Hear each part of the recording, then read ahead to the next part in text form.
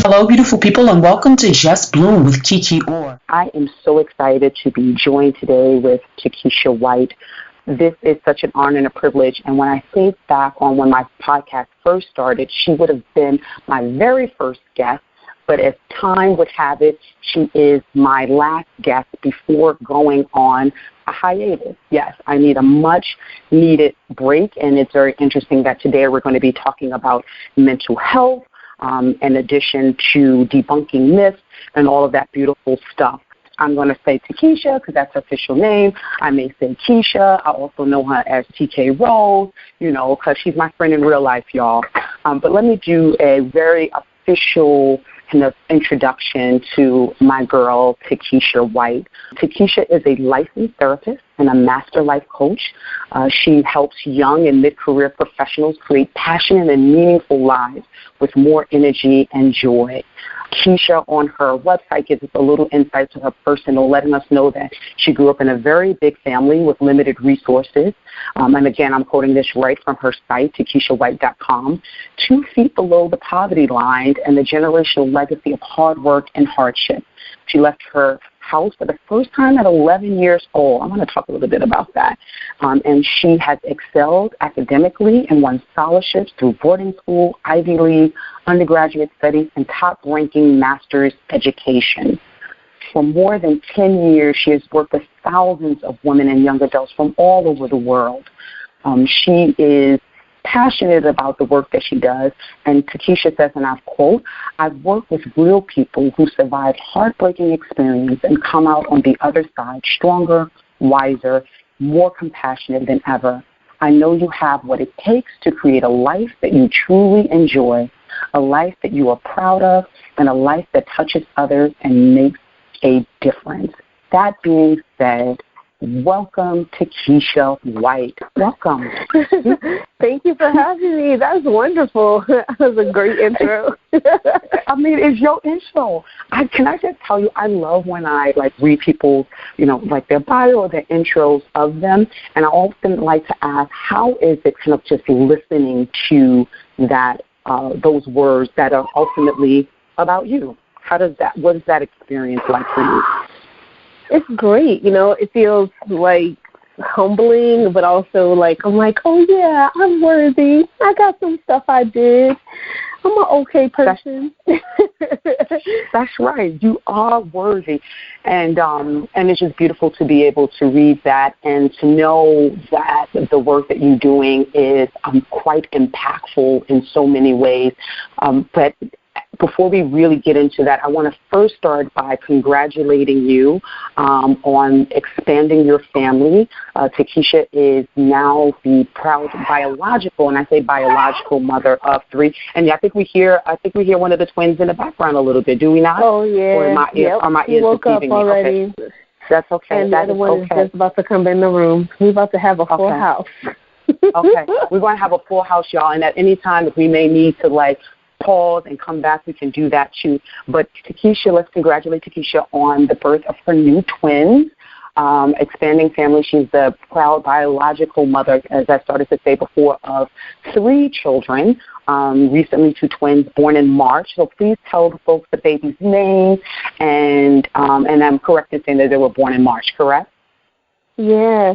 So I have Talia and Lucas. They are baby A and B. Well, technically Lucas is baby A, and Talia is baby B. We had them a home birth, so we had them at home in the middle of March, the beginning of the shelter-in-place order in New York City. It's literally the first day that we were all being told to shelter in place and that all schools were closed, so all the children were going to be staying home with their parents. All of the jobs, the employment, everyone across the city was being told to stay home. It was the beginning of that, right. And I was in labor in my house, giving birth to my son, who came out breech. He was born butt first, presenting to the world. Wow. And then, Yeah, and Talia came out still in the sack, which they call in the call, 10 minutes after that. And I had a wonderful team. I had 2 midwives, Miss Mamanie and Nubia. And I had a wonderful doula, Miss Regina Contequiao, and of course my partner Alex, and my sister-in-law, his sister Milka. So it was a beautiful team, wonderful energy in the house, and it took about 12 hours, start to finish. So like from the moment my water broke until they were 12. 12. So, 12. Wow. Yeah, it was 5 hours once they arrived, and 12 hours total. So like my water broke at like about 11, and they were born at 10:45 and 10:55. Yeah, that's not actually, in hindsight now, think about it.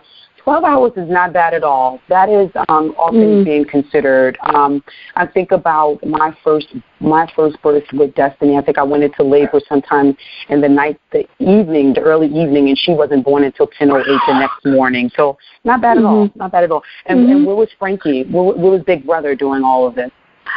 Oh, he was at his TT Milka's house with his big cousins while I was in labor, and then he left the house. I was in labor with him in the house for a few hours. He left the house probably like around 6 a.m. or 6:15 or something, maybe something like that, like 6:30 or something, and then like about 4 hours later he was back because as soon as they were born, his aunt went to go pick him up.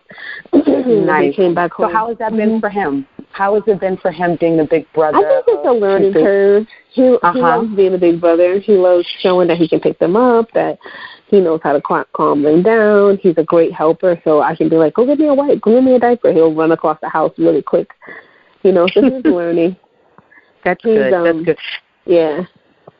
He was spoiled, though, because he's like the center of our life, for over 6 years. And now he's like, oh, my God. He'll be like, Mom, look at this. And it's hard for me to look.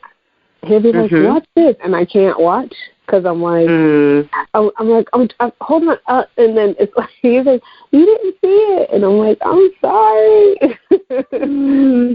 Yeah, that's an adjustment. I mean, it's an adjustment for everybody, but in particular to the little people, right, that don't really get it and who's vying for the attention that they once had, all the attention that they once had, and getting that they get to share that. But it all works itself out because it always does. And if it doesn't, it will. And if it doesn't, he's great because he has a mom who happens to be a therapist who can be able to kind of read the signs, if you will, and make adjustments, and make the necessary adjustments. So that's a blessing in of itself. And it's interesting because when you had the babies, you had already planned. It wasn't like you had the at-home birth because of COVID. You had already planned that, right? Because your oldest son, Frankie, was at-home birth as well? Yep. I learned about home birthing because when I was working in Liberia, I watched mothers give birth in the refugee camps and in very low-resource clinics. And so I realized that, it was an opportunity for me to have a very minimal medicalized birth if I wanted. And so as long as I remained a candidate, I could, and I was a candidate for safely delivering at home, I could, pursue that route. And so that's what I did with Frankie and with the twins. Right. That's beautiful. That's beautiful. And and since we will be talking about mental health and things of that, how are you, right? Because I want to first check in with you because this is interesting having babies, not that you have control over when they were going to come per se in this moment, but during this time of a pandemic, right? When generally you can have lots of people over or people come over and be able to support, but now due to social distancing, that's not necessarily the case now. So it's you, your partner, that's doing the bulk of the work. How has it been for you? How are you and your well-being? That's a good question. I'll be honest. I get really sad sometimes. I have to really pay attention to my moods because it can be lonely. You want to be able to have everybody around you, and like I'll be wanting that old grandma arm to come swoop in and be like, "Give my baby," right after I finish nursing, so I can go to sleep. That feeling of like people around, just like they know how to cook, so you ain't got to be in the kitchen. They know how to keep a house clean, so you ain't got to be running around behind things. I was really hoping for that, and I had planned for it. Like I had a little schedule. This person was going to be here for 2 weeks. This person was going to be here for a week. Where they were going to stay, whether they were going to stay with me or in an Airbnb. Like we was all ready to go. Right. And so then when this happened, everybody started texting sad faces and tears and like, "I'm so sorry. I wish I could be there." And folks wanted to FaceTime, but like I could barely have my hands available for like the babies, so it was like hard for me to like they were getting like a half a hand each as I tried to like hold them and nurse them. So it was really difficult at first, but I'm starting to get into the rhythm of it, and we found a way to like still be able to be around family, but like really socially distant and responsibly. Right. Yeah, it was really challenging, especially at night when it's like everybody is exhausted because we've been with them all day, but they're only on their like 5th nap. So to them, they're just like, we just woke up and we need to eat and we just change our diapers. So I would get pretty sad. I can get that, and so thank you again, and I'm grateful because I know that like it's already a balancing act with the babies and then during this call, but I really wanted to be able to have the call. I'm grateful for you doing it, but I wanted to also have the call because this is the month of May, which is mental health awareness.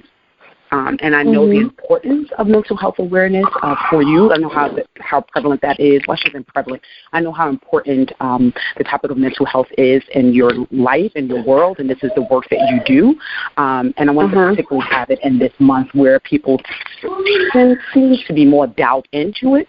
And then navigating it through this particular time, right, during a pandemic where we have stressors in our lives on a day-to-day basis, but they're heightened during this kind of pandemic, if you will. People worried about putting food on their tables, jobs and things of that nature. So I wanted to talk about mental health.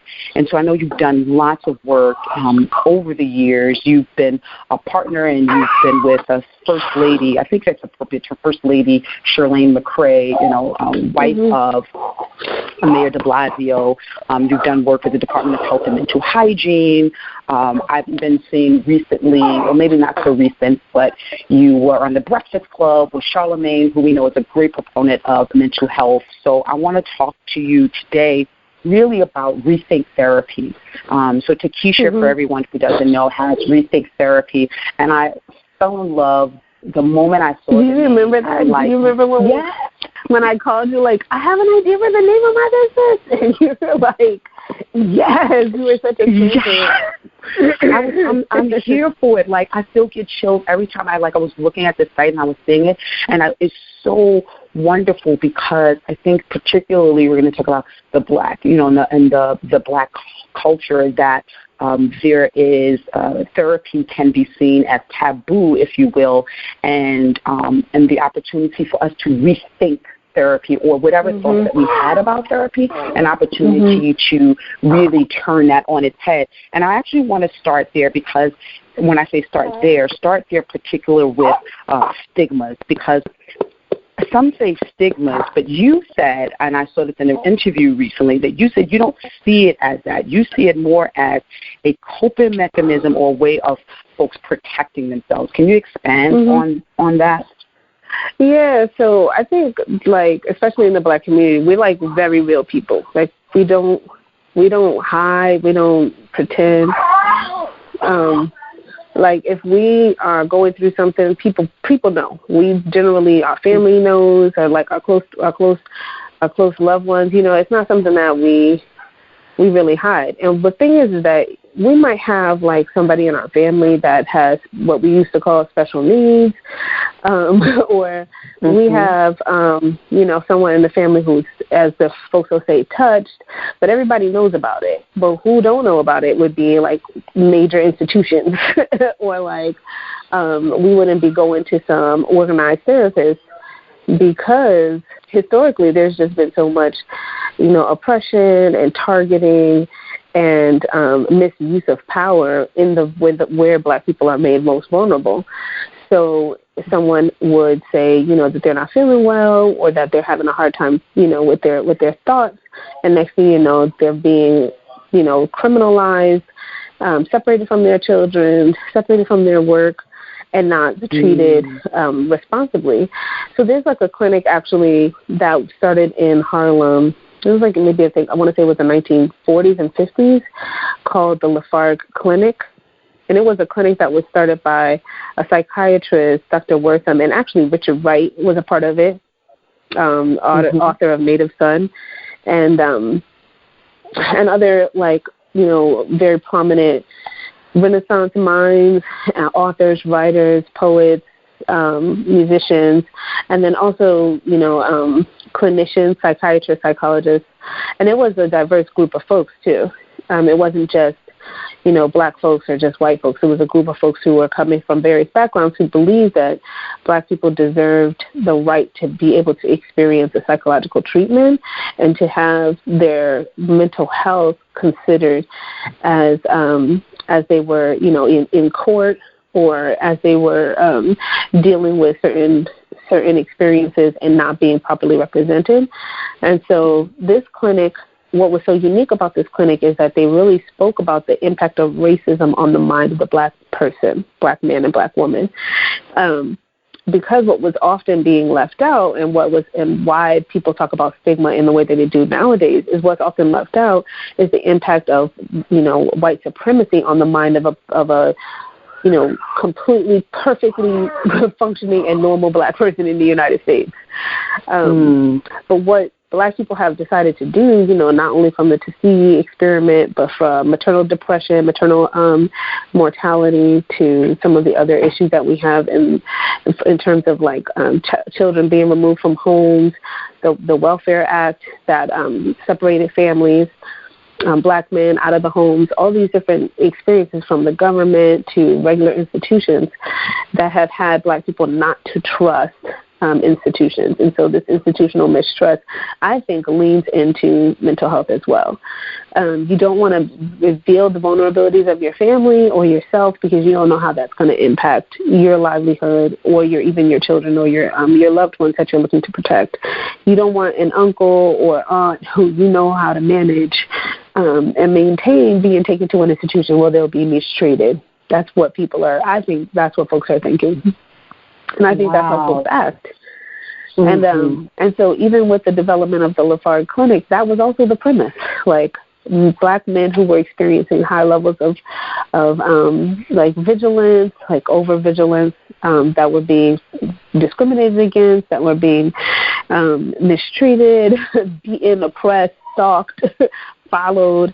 When they went to describe what was happening to them in public, they were called schizophrenic. If they were looking to develop an activist mind, they were labeled schizophrenic. And it's that kind of misrepresentation, misdiagnosis has been, passed down through oral history, and folks know how to protect themselves. And so they're not going to be going out and telling all their business. So what they'll do is they'll tell their pastor, and that's the case today. Dr. Sidney Hankerson from Columbia University did a research study that showed that the number one group of folks that are reached out to first, before even a psychologist or a counselor, would be a clergy to talk about your mental health issues. And that could be anything from having a hard time sleeping to anxiety to major depression to psychosis. All of these things, according to Dr. Sidney Hankerson's study, would be first revealed to a clergy before they would go to a counselor, a social worker, a clinical professional in any way, even their own doctors. So that's why I call it coping and protective mechanisms, because I feel like it's more that, or I believe it's more that than it is a fear of, or some kind of judgment, a social or community judgment of mental health. Right. Wow. That, you just blew my, as you were sharing that, and I was definitely listening intensively, but all of this flood of emotion just rose to the top. Because anytime I think about people that I know personally who have identified or have shared something about their mental well-being, has ended up in a mental institution, a hospital, or jail, for that matter. So I didn't even realize until you said it in this moment, and you painted that picture, that that's probably, well, to me, not even probably, highly probable that's where the fear has come from, where people are like, yeah, no, I'll pass on that. Like, I'm not going to share that, because historically they've experienced what has happened to people when they have done that, and when they have shared themselves, and as you said, in their most vulnerable moments. And we'll talk about later how we get to kind of reshift that and how things possibly have changed, current day. But I think before doing that, I'd like to kind of ask, because I mentioned mental illness, and then we started out talking about mental health, and I think it would be really important to distinguish the two for people, like mental health versus that of mental illness. So can you just expand upon the difference? Mental health is the ability to cope with your daily stressors, period. That's mental health. So if you're considered mentally healthy when you experience, the daily stressor of, traffic, burnt toast, a frustrated child, maybe you missed a light bill and you got a late fee. It could be you have stomach pains because you ate some bad taco meat. I don't know. You could have, it could be anything. Like, you're just regular daily life stresses. If you can cope with them and you develop mechanisms to be able to just take a deep breath, handle it, talk to your family, laugh about it, complain, turn on some music in the car, any of those things, then you are considered to have a general mental health.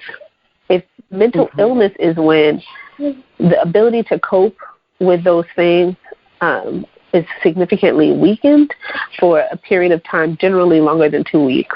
So if you find that whenever you go to get into your car, you feel like your body is flushed with heat and your mind starts to race, and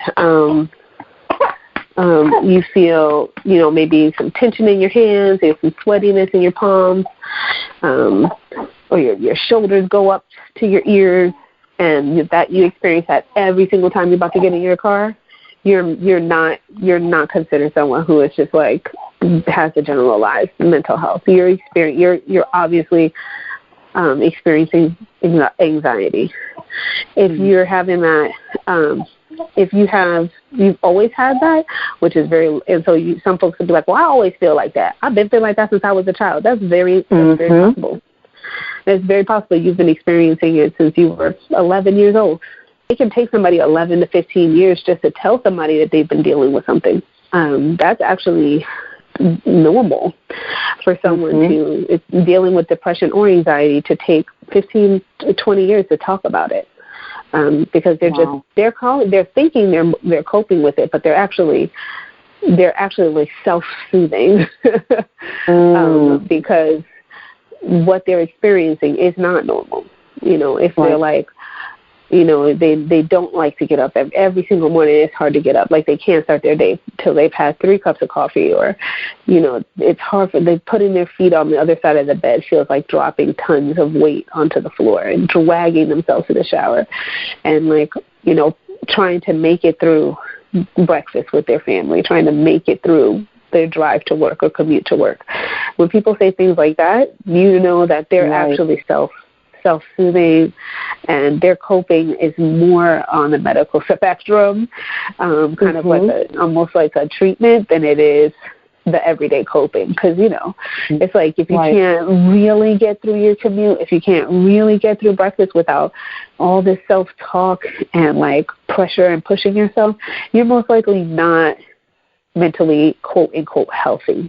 You're most likely experiencing some form of a mental illness, because mental illness is very common. Like, this is a thing that folks don't know, that 1 in 5 people in the United States have diagnosed mental illness. That's meaning that you have gone and have had somebody tell you, yes, you are depressed, yes, you are anxious, or you have anxiety, or yes, you have psychosis, which means that you have some form of an auditory hallucination or visual hallucinations. Right. That's somebody coming to you and saying, oh, yes, you have a substance misuse disorder, meaning that you drink, to sleep, you drink to wake up, you drink to laugh, you drink to cry. you regulate yourself by alcohol or by some other type of substance. Like, that's 1 in 5. So then that the people who are still holding it together is probably much higher. If you put a room full of people and you say, do you know anybody, raise your hand if you know somebody with a mental illness who has suffered from maybe depression or anxiety, every single person in the room raises their hand. That's right. And I've done this in churches with 100 people, in auditoriums with 2,000 people. Everybody raises their hands. They know somebody. Or it's themselves. So that's the difference between the two. And it's something to let people really, hopefully when I say that to people, I hope that folks understand that it's common, it's treatable, and that's why there's so much effort to really to raise awareness around it, because it's not like a phrase like crazy, psycho, sicko, things like that. Those are not attributable to mental illness. Right. That's not, that's a highly sensationalized terms that are used for Hollywood. Right. I was going to say that we see the stuff on television a lot, and I think that's what becomes sensationalized, and people think that that's what it is, and no one wants to have that placed upon them in that way. But there are so different, there are levels to mental illness, and as you said, they are treatable in that way, and it's better to be treated than not. And it's interesting when you were talking about how people will talk about, oh, this is how I've been doing this, and this is what I've been doing, and it's only because they don't know necessarily in that moment that is not the best way of coping, right? And so it takes 10 to 15 years or so many years. I was even thinking about an instance where I know a person who suffered with anxiety. I'm starting to hear it a lot, actually, like anxiety. And I know that people in general have anxiety. Like, we all have moments of experience of angst. But to that point where you describe with the scenario being in the car, or whether it's like I have to go in and talk to a boss, or there's certain situations that they put in where they have heart palpitations, could barely breathe, like, to the point where maybe they want to cry and things like that. And I remember having an experience years ago with someone that I knew, and I used to go, why are they always asking me to help them in this particular situation? And I would do it, but I didn't realize then that they were suffering or experiencing anxiety because we didn't have the language. Like, no one talked about it, so we didn't even know what that was. It wasn't until now, and now we're talking to kind of support in that timeline. We're talking 20-something years later now that we're like, oh, you have anxiety. You had anxiety. That's what that was, right? But in the meantime, in between time, what did that cause, right, in terms of maybe the experience of them? Yes, exactly. Did you say cost? Yeah, what was the cost? What was the cost when you couldn't show up at work, or you couldn't show up in a social situation, or you couldn't show up inside of a relationship because you were experiencing anxiety and didn't know how to talk about it? Yeah. Or so that, and in terms of the relationships and the family dynamic, right? The frustration that may have caused for the people, because like, why can't you just do that? What is the problem? Like, what? And like, not really understanding that there is a challenge or a problem. There's a challenge around there, but like now, again, going into kind of Rethink Therapy, there's an opportunity for people to start to recognize that, as you said, 1 in 5, you're not alone. It is okay to be able to talk to people. How do you, in your belief and opinions, believe that things have shifted from what they were, let's just say, in 1940s or before, when there was this, heavy stigmatization or taboo, if you will, of getting support, to where we are now, present moment? I mean, definitely there's way more awareness. Like, awareness is like a big deal. Mental Health Awareness Month has like millions of, like, it's just as a hashtag, it's there than it ever has been before. So it's definitely been a lot of investment nationally and internationally around building awareness around mental health. So some countries like Australia and the UK and Canada have launched after Thrive NYC, which is what I was working on with the mayor's office and the New York City Department of Health. They have launched similar awareness campaigns at the mass level to have as many people aware of and able to connect to resources around mental health. So I would definitely say it's like way larger than ever before in terms of like exposure and just the language. So like one thing that you did that is really important is that you asked to distinguish between mental health and mental illness, because especially it's not just Black people. Like most everywhere I've gone, and I've trained thousands of people and I've worked all across the country, people will say, and in the world, people will say, oh, you know, he has mental health. Or they'll say about themselves, like, oh, I got mental health, so don't test me. Or I got mental health and I take medication for it. And I'm like, and they're really talking about mental illness, because like the true, you know, distinction between the two, it takes a little bit of time to develop a ubiquitous or like a how do I say, like a widely adopted lexicon or language around any new topic. And so right now it's still very new in the way that we talk about it. So folks still say things like mental health when they're talking about mental illness. But it doesn't mean that it's not more present in the world. More and more people are definitely talking about it. Large personalities are talking about it. You know, celebrities. One organization, the National Association for Mental Illness, has created several campaigns with celebrities. You know, like you said, Charlamagne the God on the Breakfast Club has written 2 books. His book, Shook One, is actually it's a really dope book, and it's interesting the song that he chose about it, because the song is written by young men. I forget the name of the group now, but it's really about not being able to like really stand up to and like really be like a strong, just be like a confident, strong person who's about your word, who walks the walk and talks the talk.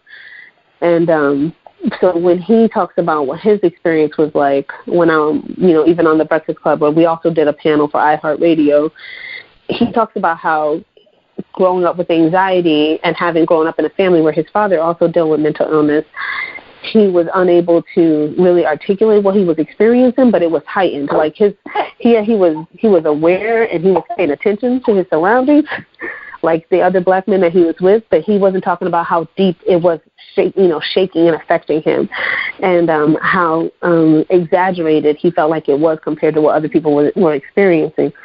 And when we spoke and when we talk about his book, he really, if you read the book, it talks about how everyday experiences for him would seem life-threatening because his anxiety amplified the danger or amplified the seriousness of the interaction, which created for him like a significant disruption to his day. So So it's like, I would say like because we have folks like him speaking out and all kind of celebrities saying like I have anxiety, and Mary J. Blige, Taraji Henson, am I saying her name right? Yeah. You have all these folks standing up and saying, oh, yeah, me too. Well, actually, that's a bad use of that because of Me Too. Yeah, but what they saying is, yeah, right. Me Too, but not in that movement. We got it though.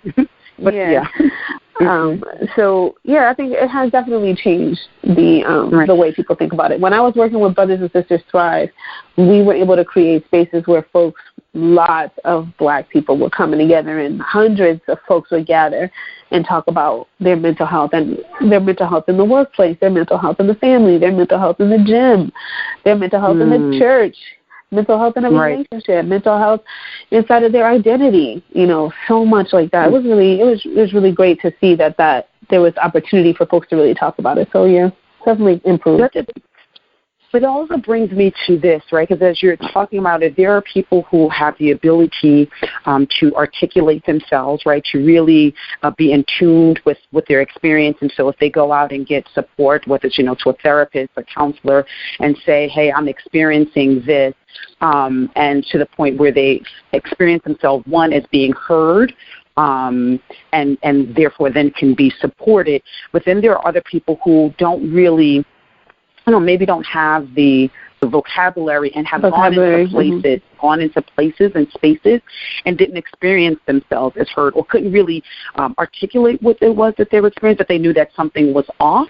And then when they're one time at a therapist, it was the first time and the last time, because they were like, I don't know that this person got me or heard me in that way. So I think where I'm getting to asking, what tools can we arm people with, if you will, around either selecting a therapist or being able to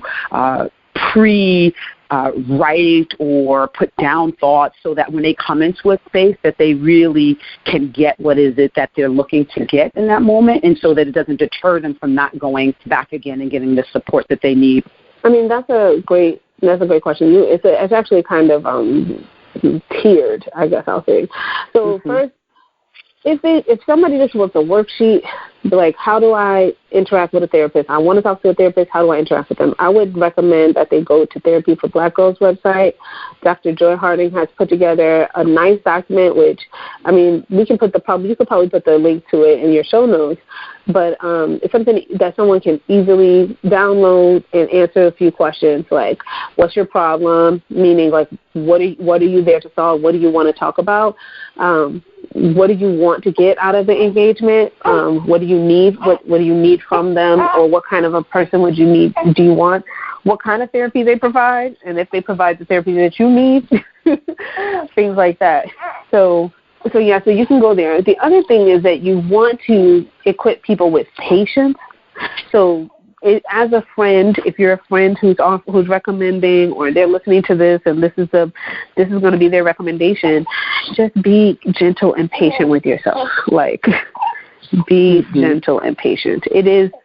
Finding a therapist is not easy. It's something that you want to do carefully, and you want to trust your instincts. If you have a conversation with somebody and you're like, I don't like the way they look or talk to me, that's going to be difficult for you to open up and share what's really going on with you. So you need to move on. It's okay. It's like shopping for the right fit, and it's okay. Like, you would not walk out of a store with the wrong size shoe and be like, well, this is the only one I found, so I'm just going to walk around with size 7 knowing you a size 10. That's crazy. Right. You don't have to put yourself through that type of pain and discomfort in order to receive services or treatment.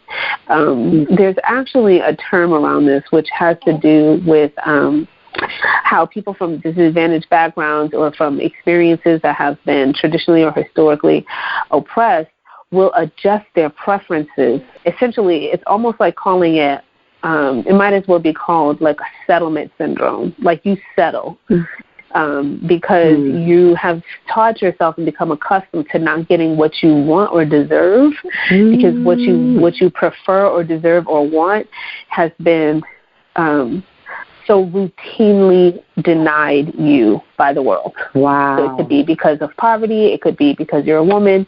It could be because you're black. It could be because you were abused in a household. It could be because your parents were mentally ill and didn't even know how to provide for you. It could be a whole series of things. But what it is that if you've told your mind time and time again that you don't get what you deserve or what you prefer, then you will settle. So you want to remind yourself that might kick in.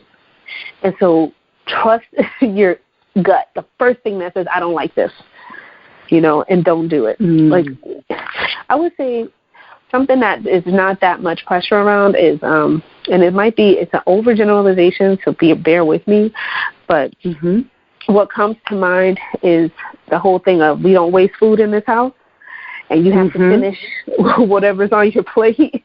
And you have to eat whatever you were provided, even though you might not like it, might damn near turn your stomach, but you're going to sit there and push yourself through it because your family has ingrained in your mind that you have to eat everything that comes across your plate, and you can't waste food. It's that kind of, you want to give yourself that feeling that you feel when you first look at the food or taste the food, and you want to say, oh, no, thank you, or I don't like that. Let yourself ride with that. Let that feeling, that first gut feeling when you know, I've had this before, it's not going to sit well with me. I do not like this.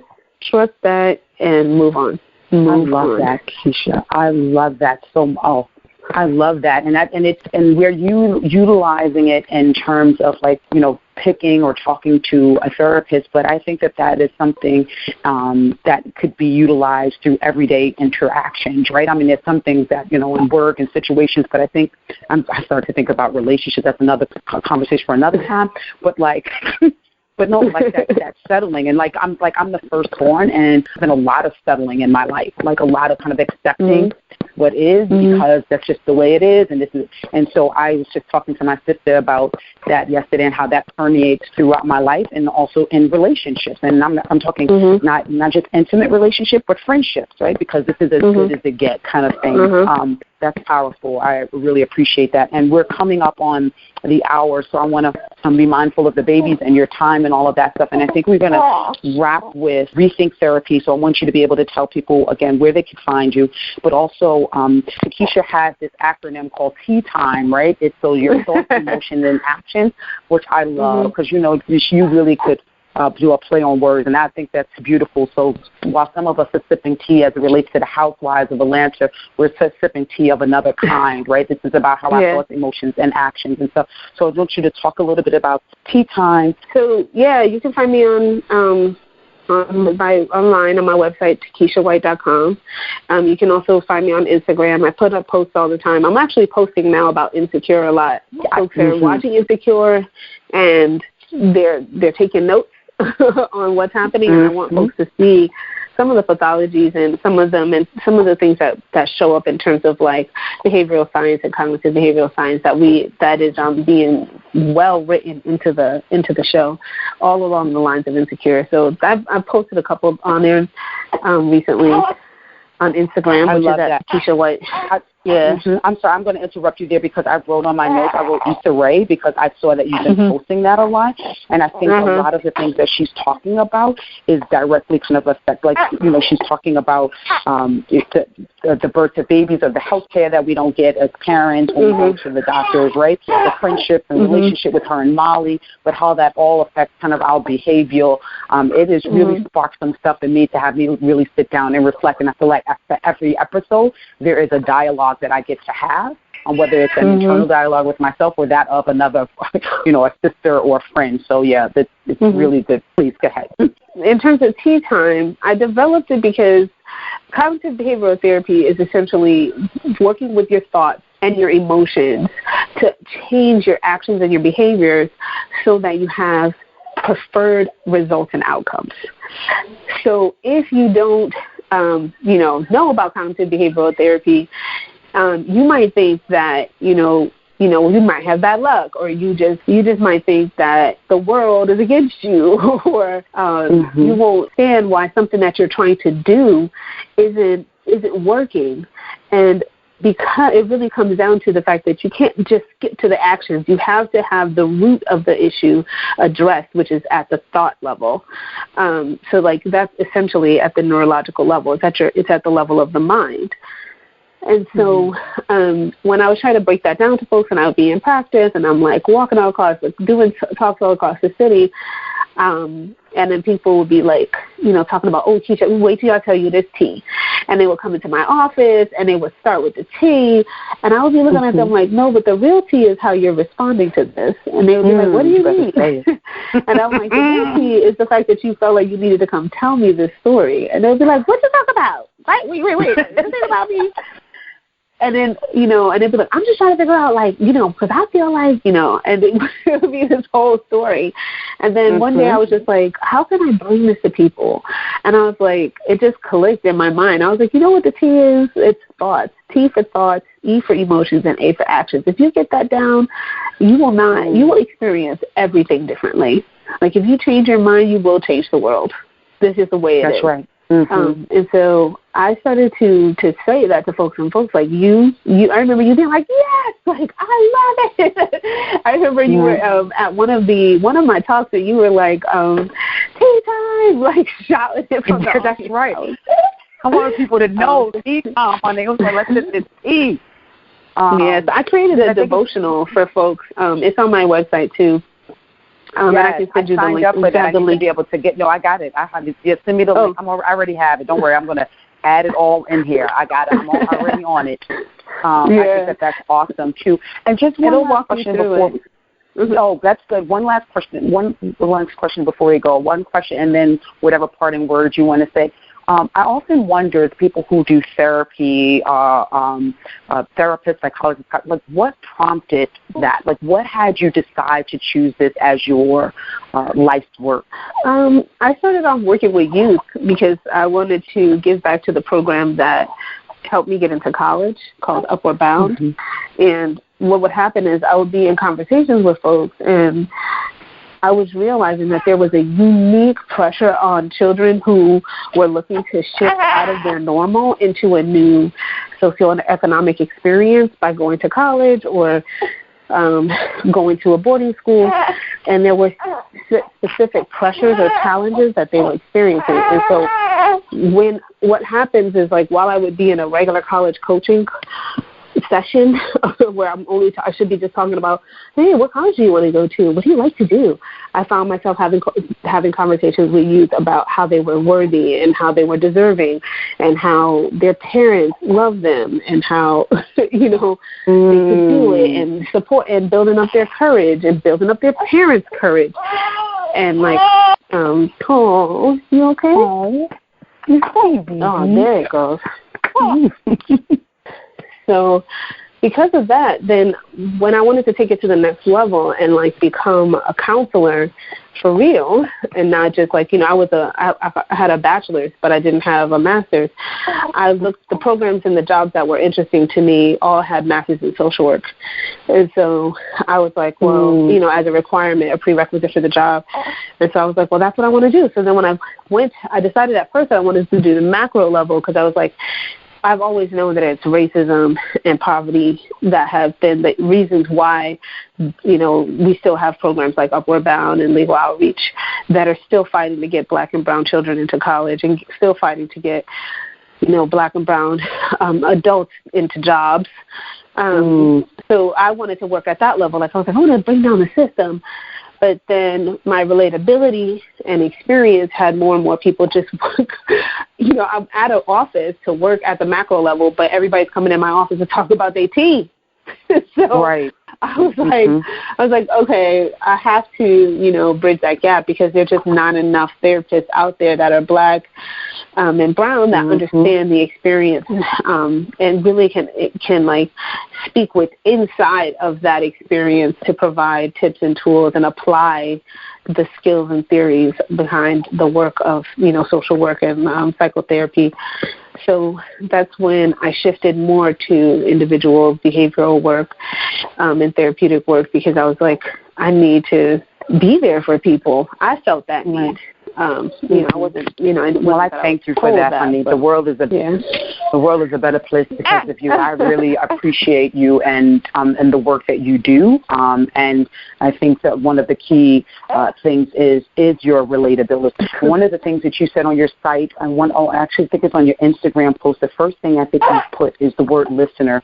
You are a phenomenal listener, and I think that is like key to anybody that you want to talk to. Like you listen intently, you listen effectively. You listen on purpose, for purpose, and I love and adore that about you. So thank you for that. And so, again, any parting words, anything that we didn't say or share, or anything that you want to share out to the people? I call them beautiful people. I know that you refer to them as wonderful. Anything you want to say to your wonderful as we part? I just want to say, like, I said this on Good Morning America, like, your pain is not imagined. Allow yourself to fully experience your pain. If you give yourself that grace, you will gain access to what's happening behind that pain, the thoughts, the memories, and then you'll be able to affect change on those thoughts and those memories so that you can feel better. And there you have it. Period, Pooh. I thank you so much for your grace, for your time, for the work that you have done and continue to do. Congratulations. I'm over here like, we did it. I'm over here like, my hands are in the air. I'm like, we did it. I love therapy. I've benefited immensely from it. Who's therapy for? Therapy is for anyone who wants it, who seeks it. Therapy can give you a safe space to speak freely and process your emotions. But a good therapist doesn't just listen to make you feel heard. They look for patterns in how your mind works and how they can help you in improving it. Therapy should involve learning skills and building tools to manage your thoughts, emotions, and actions. Talking about your feelings is simply part of the process. Eventually, you will leave therapy with the ability to recognize patterns in yourself and make changes on your own using the tools or skills that you've learned. With that being said, rethink therapy, y'all. Please check my show notes for information about Takeesha White and her devotions and also other resources. May 30th, my daughter and I are doing our 5K walk and run for mental health awareness. So check out my website for information on that or follow me on Instagram. Please be sure to subscribe, download, like the podcast. And for all podcasts past, catch up on it. I'll see you back here in mid-June. Until then, remember that it's never too late to just bloom.